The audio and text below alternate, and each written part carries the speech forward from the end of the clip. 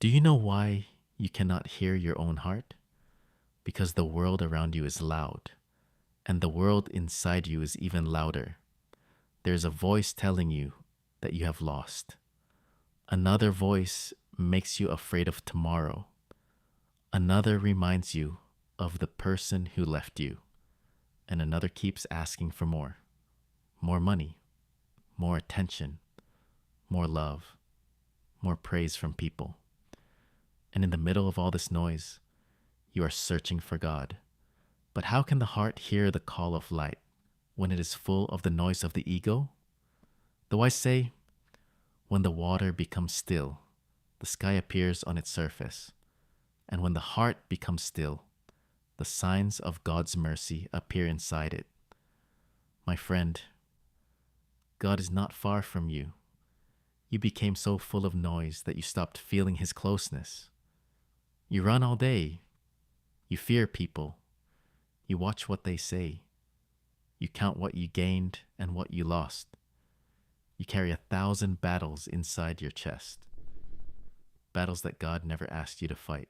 Then you ask, why do I not feel peace? Because peace cannot enter a heart that is full of everything except God. A wise man once asked, my Lord, how can I reach you? And the answer came in meaning, leave yourself and come. But what does it mean to leave yourself? It does not mean leaving your life. It does not mean running away from your duties.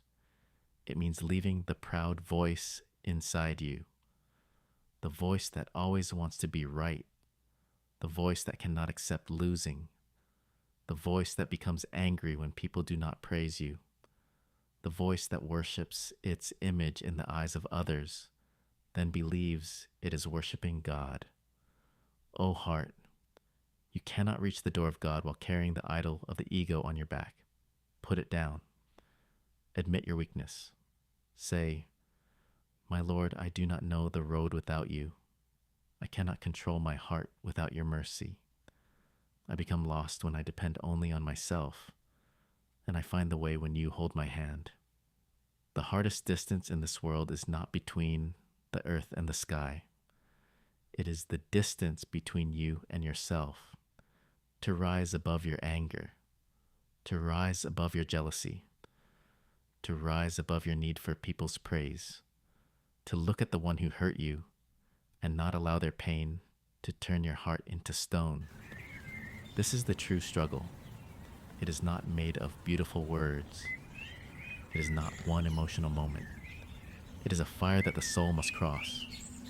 Inside that fire, your illusions burn, your pride falls, and after that, you discover something important. You did not need to defeat the world. You needed to defeat your ego. Then the real silence begins, not only the silence of the tongue, but the silence of complaint, the silence of anger, the silence of greed, the silence of that question you keep asking, why did God give others and not give me? When this question becomes quiet, you may hear an answer without words. Because I know you better than you know yourself. Because my mercy for you is deeper than your understanding. And because what I kept away from you may have taken you away from me. My friend, the whole universe remembers God. The tree praises Him in its own way. The bird knows its road to Him. The ant walks inside His provision. The sea raises its waves, then bows on the shore. The night comes softly, as if it is saying, you have run enough. Return to yourself, then return to God. But we do not hear, not because the universe is silent, but because our hearts are filled with the noise of this world. When the heart becomes clean, everything looks different. You no longer see a tree as only wood. You see life inside it.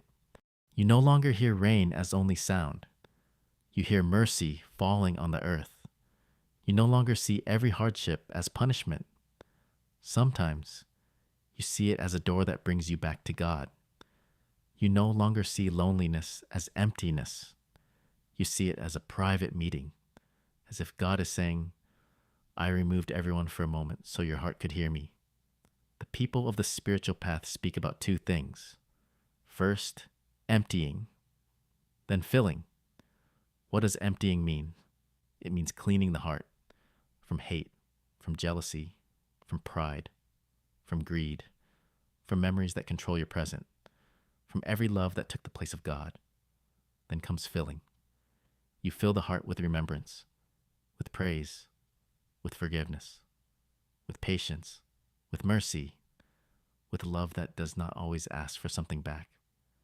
Then the heart becomes like a clean house waiting for light. But how can light enter if the house is closed? Open the window of repentance. Open the door of remembrance.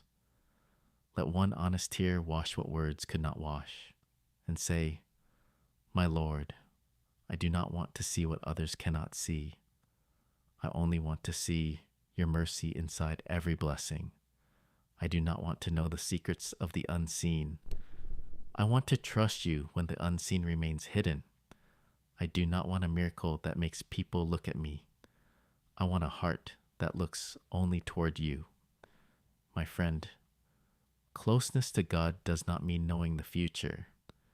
It means having a heart that is no longer afraid of it. It does not mean hearing voices from hidden worlds.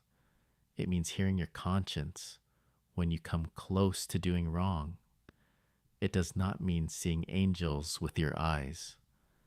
It means doing actions that angels love. It does not mean owning the secrets of the universe.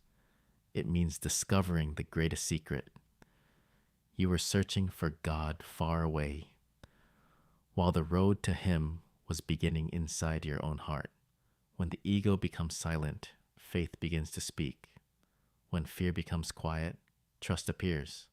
When you stop asking people to fill the emptiness inside you, God fills it with His light. And when you are with God, you are never truly alone. People may leave, doors may close, the road may become long, but deep inside your heart, you hear a gentle message. I am with you. I did not forget you. I did not leave you. I was only cleaning your heart so you would not love anything more than me. So become silent for a moment, not to hear the hidden world, but to hear your heart returning to God. Because the greatest message your soul may ever receive is this: God was close all along, but the noise inside you was louder than the whisper of